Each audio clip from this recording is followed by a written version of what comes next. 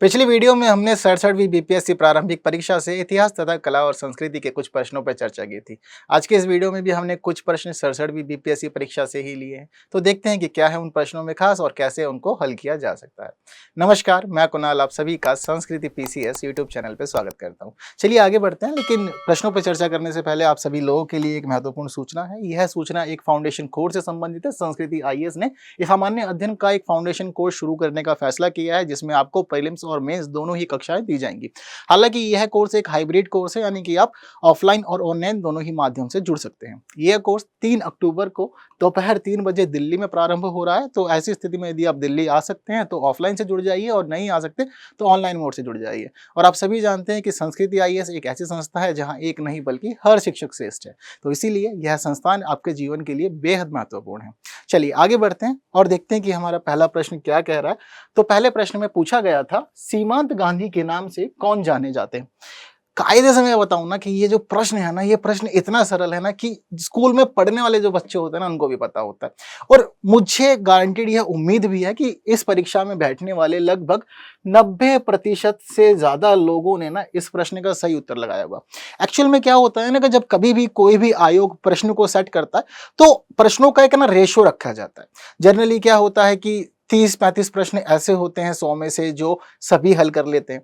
उसके बाद 20-25 प्रश्न ऐसे होते हैं जिनको कुछ अधिक पढ़ने वाले लोग हल कर पाते हैं, और फिर अंत के लगभग जो 20 प्रश्न होते हैं ना, वो बेहतरीन विद्यार्थियों के लिए होते हैं, जिन्होंने बढ़िया सी कई किताबों को केवल पढ़ा ही नहीं है, बल्कि उन्होंने पेन ड्राइव में डाल के अपने ब्रेन में उनको कॉपी कर लिया है।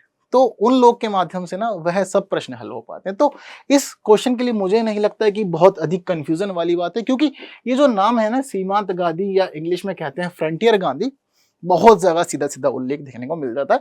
तो इसका जो सही आंसर है वह है डी, खान अब्दुल गफ्फार खान को ही सीमांत गांधी के रूप में जाना जाता था, क्योंकि उन्होंने स्वतंत्रता आंदोलन के दौरान जो हमारे सीमांत वाले क्षेत्र थे तो वहां पे अच्छा खासा महत्वपूर्ण योगदान दिया था, सत्याग्रह और आदि आंदोलन चलाए थे।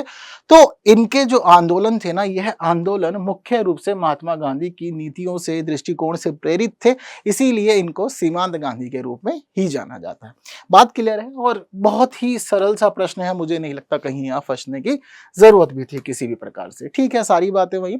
इनसे संबंधित एक महत्वपूर्ण बात यह है कि इन्होंने वर्ष 1920 में खुदाई खिदमतगार नाम का एक संगठन बनाया था, जिसको लाल कुर्ती दल के रूप में भी जाना जाता है। तो काफी महत्वपूर्ण रहा था यह भी स्वतंत्रता के समय। और खान अब्दुल गफ्फार खान को भारत रत्न भी दिया गया है। कब दिया गया था? 1954 में। और एक खास फैक्ट इनसे जुड़ा हुआ यह है कि एक्चुअल में गैर भारतीय के रूप में भारत रत्न लेने वाले यह पहले व्यक्ति थे। ठीक है, तो कुछ भी पूछा जा सकता है, जरूरी नहीं है कि मतलब जैसा प्रश्न पूछा गया है सेम वही पूछा जाए। हो सकता है कि इनका मन दोबारा से खान अब्दुल गफ्फार खान के ऊपर आ जाए और इनसे संबंधित कोई और बात आप लोग से पूछ ले। हालांकि जो प्रश्न अभी पूछा गया था, मुझे नहीं लगता कि इनसे संबंधित इससे सरल प्रश्न भी कोई और हो सकता है। ठीक है, हम लोग बढ़ते हैं हमारे दूसरे प्रश्न की तरफ, जिसमें पूछा गया था, झांसी की रानी लक्ष्मीबाई की मृत्यु कहाँ हुई थी। अब झांसी की रानी जहां की रानी थी ये तो बच्चा बच्चा जानता है, उन सबको पता होता है। बट अब आपको यह बताना है कि जब इनका अंग्रेजों से युद्ध हो रहा था तो युद्ध के दौरान इनकी मृत्यु कहाँ पे हुई थी।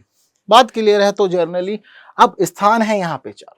अब जिसने ठीक से नहीं पढ़ा उसके लिए सभी बराबर, या फिर वह झांसी पे जाकर के ही आंसर लगाएगा, सीधा डी क्लिक कर देगा। ठीक है, क्योंकि झांसी की रानी थी तो लगेगा कि ठीक है लड़ाई वगैरह वहीं हुई थी, उसके बाद ही सारा कार्यक्रम हुआ। बट ऐसा नहीं हुआ था। झांसी पे अंग्रेजों ने ना पहले ही कब्जा कर लिया था, क्योंकि दत्तक ग्रहण का जो नियम था लॉर्ड डलहौजी ने उसको पूरी तरह से अस्वीकार कर दिया था। और लॉर्ड डलहौजी की जो डॉक्ट्रिन ऑफ लैप्स था उसका यह अंग था कि यदि आपकी संतान अपनी खुद की संतान नहीं है, आपने अडॉप्ट किया है किसी को, तो हम उसको राज्य आपका नहीं देंगे और वह ब्रिटिश गवर्नमेंट के अधीन हो जाएगा। तो उसी के तहत जब रानी लक्ष्मीबाई अंग्रेजों से लड़ रही थी तो उस समय इनका घोड़ा घायल हो गया था, जिस वजह से नीचे गिर गई थी और अंग्रेजी सैनिकों ने इन्हें घेर लिया था। इस दौरान इन्होंने खुद को ही मार लिया था, ऐसा बताया जाता है। बात करिए ना सभी को, तो इनकी जो मृत्यु थी, मृत्यु का स्थान जो था वह ग्वालियर था। यहाँ आके इनकी मृत्यु हुई थी। Most of the questions fact based हैं, बहुत कम जगह आपको कॉन्सेप्ट से सहायता मिलेगी, वरना अधिकांश कहानियां जो है वह सीधा सीधा यहाँ फैक्ट से जुड़ी हुई है। हालांकि हम देखें तो ग्वालियर और झांसी काफी पास हैं आपस में, और लखनऊ और कानपुर काफी अलग और दूर वाले क्षेत्र भी हो जाते हैं। तो इसलिए भी जरूरी है कि आप इसके आसपास ही घूमें, कभी बातचीत हो और ग्वालियर को ही आंसर लगाएं, झांसी की तरफ ना आ जाए। क्लियर है इतनी बात सब लोग को? तो यह थी महत्वपूर्ण कहानी और खूब लड़ी मर्दानी वो झांसी वाली रानी थी। बचपन से ही सभी को पढ़ाया लिखाया समझाया जाता है। थोड़ा सा उनके जीवन के संबंधित कुछ और बातें भी यदि हम लोग जान लेंगे तो इस प्रकार हमें एग्जामिनेशंस में सहायता हो सकती है। ठीक है, तो इस समय जब इनका युद्ध हुआ था अंग्रेजों से तो ब्रिटिश सेना का नेतृत्व कैप्टन ह्यूरोज कर रहे थे। ये भी कभी कभी पूछ लिया जाता है, तो यह भी खास है अपने आप में। आप लोग इस बात का भी ध्यान रखिएगा। क्या पता दोबारा आयोग का मन करे कि ठीक है झांसी की रानी से संबंधित प्रश्न पूछना है और अब क्या यह पूछना है कि इनके सामने ब्रिटिश टुकड़ी का नेतृत्व किसने किया था। तो बहुत सारे नाम हैं अंग्रेजों के, हम पढ़ते हैं अपने स्वतंत्रता आंदोलन में और जो संघर्ष था उस दौरान। तो कंफ्यूज नहीं होना, क्योंकि कंफ्यूजन बहुत जल्दी क्रिएट हो जाती है। और हमेशा मैं आपको बताता हूँ कि कुछ ना कुछ क्वेश्चन के ऑप्शंस में ऐसा होता है जो शहद की तरह काम करता है और हमारा मन ना चाहते हुए ना उसी तरफ अट्रैक्ट होता है। हाँ, कई बार इसकी वजह से पता है हमें ना कुछ दुष्परिणाम भी फेस करने पड़ जाते हैं। कैसे दुष्परिणाम होते हैं कि हमारा मन कह रहा है कि यही आंसर है, ठीक है, बट एक्चुअल में हम ना पूरी तरह श्योर नहीं है कि यही आंसर है। जैसे कि मन करा मेरा इसमें, जैसे कि यह वाला प्रश्न ही था तो मेरा मन कर रहा है कि ग्वालियर सही आंसर है, झांसी नहीं हो सकता। बट फिर ना दिमाग में ना कैलकुलेशन शुरू हो जाएगी कि नहीं, झांसी की वो रानी थी, ग्वालियर पास है, या ग्वालियर में क्या ही करने जाएंगी, क्या पता लखनऊ हो, क्या पता कानपुर हो। मतलब सही आंसर की तरफ हम शुरू में जा रहे थे बट हम फिर बाकी जगह जाने लग गए, जिस वजह से हम कई बार आंसर गलत करते हैं। और ऐसा सबके ही साथ होता है, ऐसा नहीं कि मतलब कोई व्यक्ति विशेष है, सबके साथ अपने अपने समय में होता है जब हम एग्जामिनेशन में बैठते हैं। और ऐसा बहुत ही कम होता है कि मोस्ट ऑफ द क्वेश्चन पूछे गए में आते हो। बहुत सारी जगह हमको एलिमिनेशन प्रोसेस लगाना पड़ता है, बहुत सारी जगह हमें अपने ब्रेन की उन बातों को याद करना पड़ता है जो हमने जनरली कभी कहीं सुनी थी, या हमें कुछ कुछ थोड़ा थोड़ा सा ही याद है, या हमें कभी किसी अध्यापक के माध्यम से सुनने को मिल गई थी। तो हर एक चीज का कैलकुलेशन हम करते हैं एग्जाम में बैठने के बाद, और वो कैलकुलेशन इतनी ज्यादा तेज होती है ना कि कुछ ही सेकंड्स के अंदर हम सोचने लगते हैं कि ठीक है ये नहीं तो ये नहीं तो ये, और ज्यादा मूड खराब हुआ तो फिर ठीक है ई लगा दिया। ठीक, हालांकि अब ये आपको देखने को तो नहीं मिलेगा, बट बाकी जो 4 ऑप्शन रहने वाले ध्यान से अटेम्प्ट करने हैं, क्योंकि अब की बार आयोग ने कहा है कि नेगेटिव मार्किंग भी सबके लिए रहने वाली है। चलिए देखते हैं हमारा तीसरा प्रश्न क्या कह रहा है। बंगाल विभाजन के विषय में किसने कहा था विभाजन हमारे ऊपर बम की तरह गिरा। अब ऐसा भी देखो होता है, अब इतिहास है और इस समय एक व्यक्ति ऐसे हुए जिन्होंने सिर्फ बंगाल विभाजन की घोषणा के संदर्भ में ऐसा कहा था कि विभाजन हमारे ऊपर बम की तरह गिरा। ऐसा लगता होगा उस समय सुनकर के कि यार ठीक है, थोड़ा सा अलग लाइन है, थोड़ी सी मजाकिया टाइप की है, बट या फिर मतलब किसी एक अलग स्थिति को प्रदर्शित करती है। और शायद उस समय तो किसी ने अनुभव ही नहीं किया होगा कि कभी इसको प्रश्न के रूप में भी पूछा जाएगा, बट आयोग ने पूछ लिया। भाई आयोग की इच्छा है, वो पूछ रहा है, उसकी मर्जी, वो कुछ भी पूछ सकता है ना, हम उसको रोक नहीं सकते, और आंसर देना ही हमारे हाथ में, इससे अधिक हमारे हाथ में नहीं है। अब यह स्टेटमेंट किस व्यक्ति का होगा, क्योंकि एक्चुअल में ना 1905 में ब्रिटिश गवर्नमेंट को ऐसा महसूस हुआ था कि बंगाल एक महत्वपूर्ण राजनीतिक केंद्र के रूप में उभर रहा है, यहाँ पर राष्ट्रीय आंदोलन तेजी से बढ़ रहा है, और इसी वजह से ब्रिटिश गवर्नमेंट ने देखा कि यह जो क्षेत्र है पूरा का पूरा, एक्चुअल में इस क्षेत्र में 2 समुदाय के लोग बहुत अधिक रहते हैं और वे दोनों ही समुदाय के लोग ना मिल करके हमारे विरुद्ध लड़ रहे हैं। तो एक काम करते हैं, बंगाल का विभाजन कर देते हैं। और विभाजन भी क्या था, पूरा का पूरा सांप्रदायिक विभाजन था। तो ऐसी स्थिति में क्या हुआ कि जितने भी इस समय हमारे प्रमुख लीडर्स थे उन्होंने इस विभाजन के प्रस्ताव का विरोध किया, बंगभंग आंदोलन भी शुरू किया, स्वदेशी बहिष्कार की उन्होंने नीति अपनाई थी। इसी दौरान हमें देखने को मिलता है। क्लियर है बात। अब चलिए एक बात और मैं आपको बताता हूं, जैसे कि अभी हम लोग पढ़ रहे हैं 67th बीपीएससी का प्रीलिम एग्जाम। अब इससे पहले हम लोग 68 पढ़ चुके हैं, तो जितने लोग रेगुलर वीडियोस देख रहे हैं उनको ये बात पता होगी कि 68th बीपीएससी में यह पूछा गया था कि सबसे पहले स्वदेशी और बहिष्कार को किस आंदोलन में स्वीकार किया गया था। तो एक्चुअल में ना उसका आंसर भी यही था। तो मतलब हमें देखने को यह भी मिल रहा है, सब हम पेपर स्टडी कर रहे हैं, कि एक्चुअल में आयोग के प्रश्न ना कहीं समानांतर ही हैं, एक ही समय के आसपास लगभग घूम ही रहे हैं, ऐसा भी दिख रहा है। तो टॉपिक नहीं छोड़ने हैं, अच्छे से स्टडी करने हैं जो बार बार पूछे जा रहे हैं, क्योंकि संभावना पूरी है कि दोबारा प्रश्न यहाँ से बन सकता है आप लोग के लिए। ठीक है, तो ठीक इसी प्रकार अब बंगाल विभाजन का जो जवाब है कि किसने कहा कि यह बम की तरह गिरा हमारे ऊपर, तो इसका आंसर है सुरेंद्रनाथ बनर्जी। इन्होंने ही यह कथन कहा था। अब कथन जिसका है भाई वो उसका अपना रहेगा, ना तो इसमें आप लॉजिक लगा सकते हैं ना ही किसी और प्रकार से इसको एलिमिनेट कर सकते हैं। तो ए इसका सही आंसर है। ठीक है, सारी बातचीत यहाँ पर कुछ सुरेंद्रनाथ बनर्जी के बारे में बताया गया कि इन्होंने भारत सभा इंडियन नेशनल एसोसिएशन की स्थापना 1885 में की थी। एक समाचार पत्र द बंगाली नाम से भी इन्होंने शुरू किया था। इसके साथ साथ ही पूरा ये जो आंदोलन में घटनाक्रम हुआ, किस प्रकार इन्होंने कहा कि यह विभाजन हमारे ऊपर बम की तरह आधम का। अब आप जान गए, आपसे किसी भी एग्जाम में ये बात पूछी जाएगी ना, आप बहुत सरलता से इसका आंसर दे सकते हैं। चलिए देखते हैं अगला प्रश्न क्या कह रहा है। यह प्रश्न बहुत अधिक सरल है बट कंफ्यूजन भरा है, हालांकि जानते सब है, बट इस प्रश्न में आयोग ने सभी के साथ एक खेल खेला, और ये खेल ऐसा खेला कि जिसकी वजह से कई बार लोगों ने इस उत्तर में अपनी गलती भी की। ठीक है, अब देखिए सरदार उधम सिंह ने किसे मारा था। अब ऐसा भी जरूरी नहीं है कि गिने चुने लोगों को मारा हो, ये लोग स्वतंत्रता सेनानी हैं हमारे, बट जो नाम है यह नाम अपने आप में खास है। ठीक है, General Dyer, Curzon Wyllie, Michael O'Dwyer और सैंडर्स। सैंडर्स को तो हम लोग हटा ही देते हैं क्योंकि हमें पता है कि यह हमारे स्वतंत्रता आंदोलन के दौरान ही मार दिया गया था, है ना, क्योंकि पसंद नहीं करते थे हमारे क्रांतिकारी इसको, तो इस वजह से इसको वहीं मार दिया गया था। बट अब देखते हैं हम लोग कि सरदार उधम सिंह के बारे में क्या कहानी। एक्चुअल में सरदार उधम सिंह की जो कहानी है उसमें हमें पता लगता है कि ये इतने अधिक हटकर्मी थे, इन्होंने हट कर रखी थी। इनका फैसला था पहले कि भाई 1919 में हुए जलियांवाला बाग हत्याकांड की वजह से हमारे देश के इतने सारे लोग मारे गए, तो इनका प्रण था कि भाई मैं अंग्रेजों के पास जाऊंगा, यानी कि व्यक्ति भारत में रही था, जनरल डायर कहते हैं उसको, जिसने 1919 की घटना करवाई थी, सबको आदेश दिया था सैनिकों को कि जलियांवाला बाग में जितने भी लोग उपस्थित हैं गोली चला दीजिए उनके ऊपर, ऐसा उसका आदेश था। तो मुख्य रूप से वही व्यक्ति जिम्मेदार था। अब जनरली हम लोग बुक में यही पढ़ते हैं कि जनरल डायर ने गोली चलवाई थी। अब यहाँ पर स्थिति क्या बनी है कि अगर हम बी का ऑप्शन हटा दें तो जनरल डायर ऊपर भी है, और एक तरह से देखें तो डायर यहाँ भी आ रहा है। ठीक है, डॉयर है बट डायर डॉयर थोड़ा सा मिलता जुलता ही है इंग्लिश में अगर आप देखेंगे तो उसको। ठीक है, तो डायर डायर दो बार हो गया यहाँ पर। अब इनका प्रण था कि मैं मारूंगा, बट आयोग ने पूछा कि मारा किसे, जनरल डायर को मारा या माइकल ओडायर को मारा, किसको मारा था। तो जर्नली हम लोग अधिकांश किताबों में या जर्नली सुनते भी हैं तो जनरल डायर का ही नाम आता है कि जनरल डायर ने ही मारा। तो ए आंसर बहुत लोगों ने लगाया, बट एक्चुअल में ए आंसर गलत है, यह सही उत्तर नहीं है। इसका सही उत्तर सी है।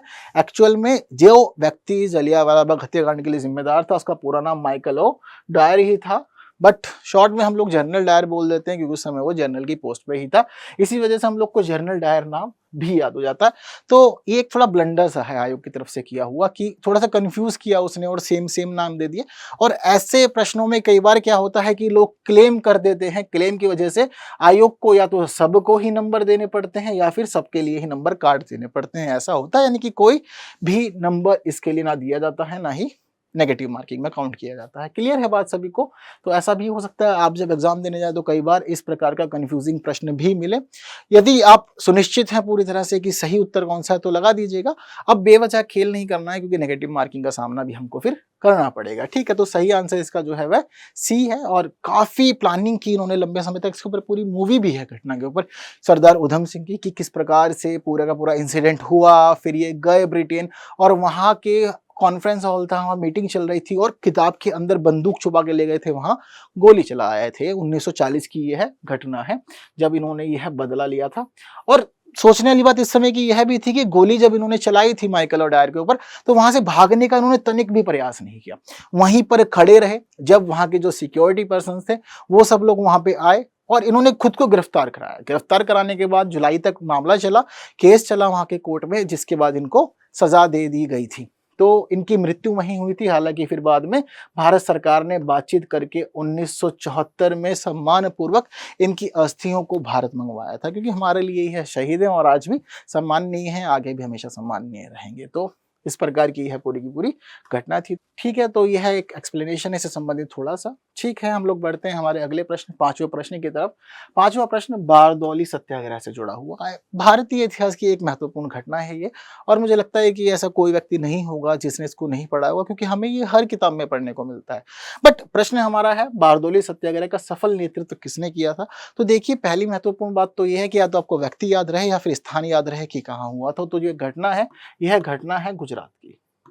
ठीक है, अब गुजरात में क्या हुआ था कि किसानों के ऊपर राजस्व की जो राशि थी, यानी कि जो लगान उनसे वसूला जा रहा था, उसको बढ़ा दिया, रिवेन्यू बढ़ा दिया। तो वहां अंग्रेजों ने लगान की राशि में 30% तक की वृद्धि कर दी थी, जिस वजह से क्या हुआ था कि किसानों में रोष आ गया था।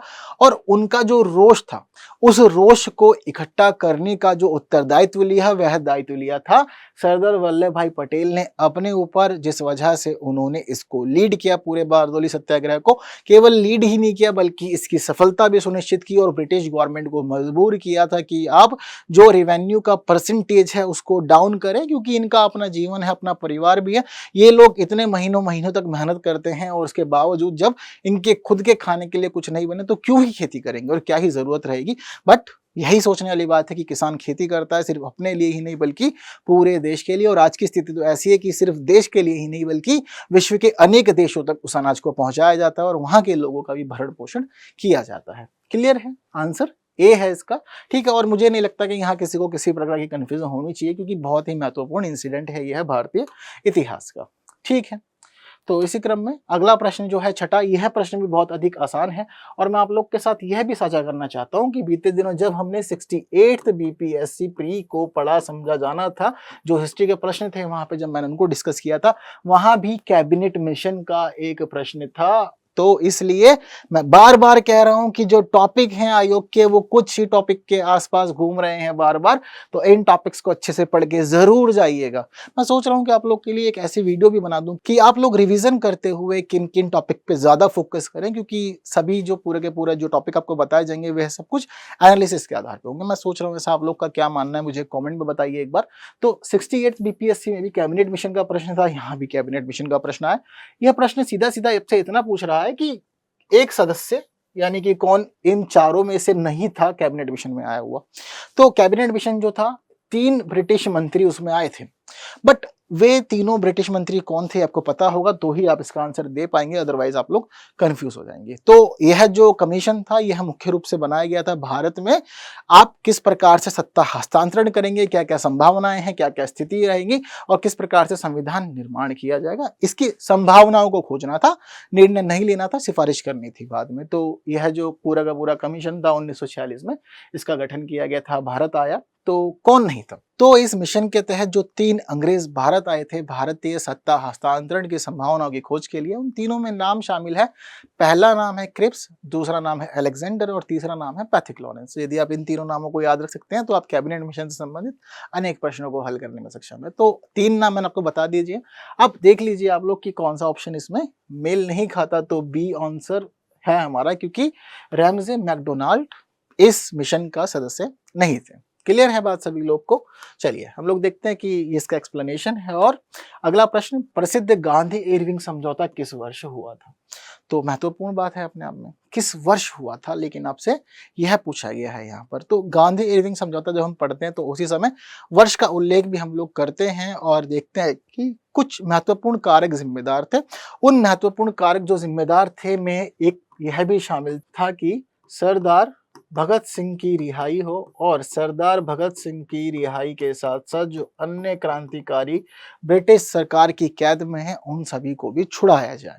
तो यह मुख्य रूप से इसमें चर्चाओं में रहा था जिस समय गांधी इरविंग समझौता हुआ था। क्यों? क्योंकि जो भारतीय लोग थे उनको यह बात पता था कि गांधी जी इरविंग से समझौता करने जा रहे हैं, तो उस समझौते में कहीं ना कहीं यह उल्लेख भी होगा। बट एक्चुअल में महात्मा गांधी ने माना था कि सरदार भगत सिंह के द्वारा किया गया कार्य हिंसात्मक कार्य था, तो इसीलिए यह उनकी मांगों में शामिल नहीं था। तो यानी कि आप लोग को यह तो पता रहेगा कि भाई इनको फांसी देने से पहले की घटना है। तो फांसी कब दी गई थी? 1931 में दी गई थी और 1932 ऑटोमेटिक ही एलिमिनेट हो जाता है। अब या तो इस समय की बात है या फिर इससे पहले की। तो एक्चुअल में सही आंसर इसका 1931 ही है, क्योंकि 1931 में भगत सिंह को फांसी देने से पहले बहुत अधिक चर्चाओं में रहा था गांधी इरविंग समझौता। बाद में सबको पता लग गया था कि मामला क्या ही हुआ था। ठीक है, तो सीधा सीधा फैक्ट वाला कॉन्सेप्ट था और आप लोग को आंसर याद रखना जरूरी है। 1931 गांधी इरविंग समझौता, इस समझौते को दिल्ली समझौते के रूप में भी जाना जाता है। क्लियर है इतनी बात। चलिए देखते हैं हमारा अगला प्रश्न क्या कह रहा है। तो 8वें प्रश्न में पूछा गया आपसे कि भारतीय राष्ट्रीय कांग्रेस ने किस सेशन में, यानी कि अधिवेशन हुआ करते थे इनके वार्षिक, तो वह कौन सा अधिवेशन था जिसमें पूर्ण स्वाधीनता का प्रस्ताव पारित किया गया था। तो यह इतिहास का एक बेहद महत्वपूर्ण अधिवेशन था जिसको लोग बढ़िया से ना पढ़ पढ़ के इतने अच्छे से रट लेते हैं कि वो कभी नहीं भूल पाए। इसके साथ ही यह जो स्वाधीनता वाला प्रस्ताव है एक महत्वपूर्ण घटना भी जुड़ी हुई है। जैसे कि आपसे पूछ रहा है कि प्रस्ताव पारित किया गया था, यानी कि पारित किया गया होगा तो खास बातें भी जुड़ी हुई थी। तो इसी स्वाधीनता के प्रस्ताव में यह भी शामिल था कि हम लोग एक झंडे को राष्ट्रीय ध्वज के रूप में फहराना अब शुरू कर देंगे।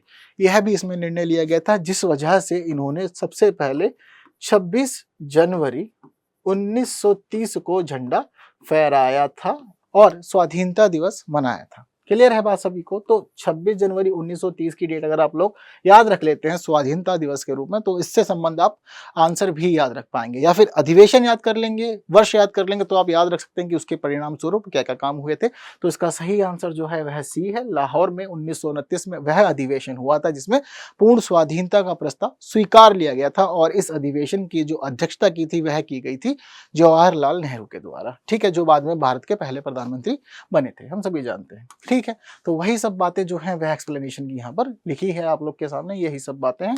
हमारा जो अगला प्रश्न है उसमें बात की गई है कि फरवरी 1922 में जो पुलिस चौकी में आग लगाई गई थी उससे संबंधित जो स्थान था चौरी चौरा, वह किस राज्य में है?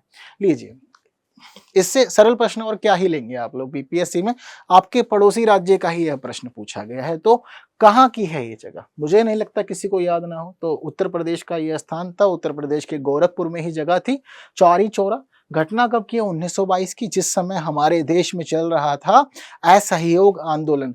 असहयोग आंदोलन के दौरान चौरी चौरा के जो स्थानीय निवासी थे वह वहां प्रदर्शन कर रहे थे। उन्होंने आयोजन किया था एक सभा का, जिस वजह से वहां पे पुलिस वालों ने उनका विरोध किया, कहा कि मार्ग खाली कर दो, प्रदर्शन मत करो, घर चले जाओ। बट क्या हुआ कि जो पुलिस वाले थे उन्होंने कुछ भारतीयों के साथ में मारपीट कर दी, जिस वजह से वहां पर भीड़ थी, काफी सारे लोग इकट्ठे हो गए। तो फिर उसके बाद में क्या ही था, जब भीड़ थी तो बस फिर अब कर दो कार्यक्रम। तो फिर उन्होंने पुलिस वालों को मारा। फिर जब पुलिस वाले अपनी जान बचाने के लिए पुलिस चौकी तक पहुंचे और खुद को पुलिस चौकी में बंद कर लिया, तो भारतीय लोगों ने कहा कि कोई दिक्कत नहीं है, आप बाहर नहीं आना चाहते मत आइए, हम पुलिस स्टेशन ही चला देंगे। तो पूरे के पूरे पुलिस स्टेशन को फूंक दिया था, कहीं सारे पुलिस वाले मर गए थे, जिस वजह से बाद में जब यह चौरी चौरा की घटना की खबर महात्मा गांधी को मिली तो महात्मा गांधी ने अपना असहयोग आंदोलन इसी वजह से वापस ले लिया था, जिसका अनेक नेताओं ने विरोध भी किया था, क्योंकि असहयोग आंदोलन बहुत ही तेजी से फैल रहा था, अपने चरम पे था, और संभावनाएं थी कि आने वाले समय में भारत में परिवर्तन हो सकता है। बट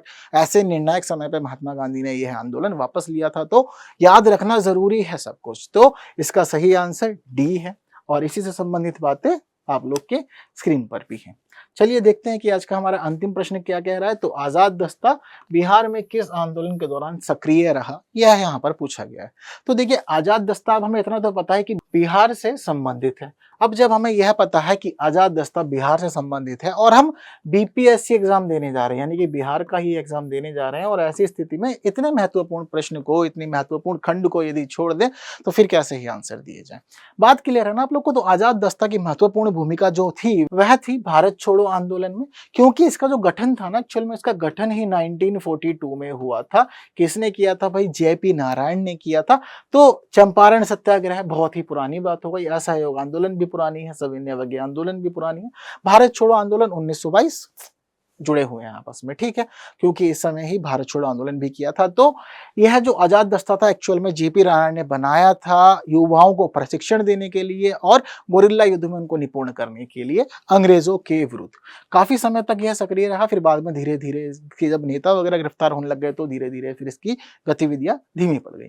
तो गठन 1942 में जयप्रकाश नारायण ने किया था, गोरिल्ला युद्ध में प्रशिक्षण देने के लिए युवाओं को, और एक तरह का ये स्वयं सेविंग संगठन ही हुआ करता था। हालांकि इसके संचालन का और प्रसार का दायित्व राम मनोहर लोहिया ने अपने ऊपर ले लिया था, लेकिन ब्रिटिश सरकार के दबाव में 1943 में नेपाल सरकार ने क्या किया कि जेपी नारायण को और राम मनोहर लोहिया दोनों को ही गिरफ्तार कर लिया, और उनकी गिरफ्तारी की वजह से इसकी गतिविधियां धीमी पड़ गई और कालांतर में फिर यह सब कुछ दब गया।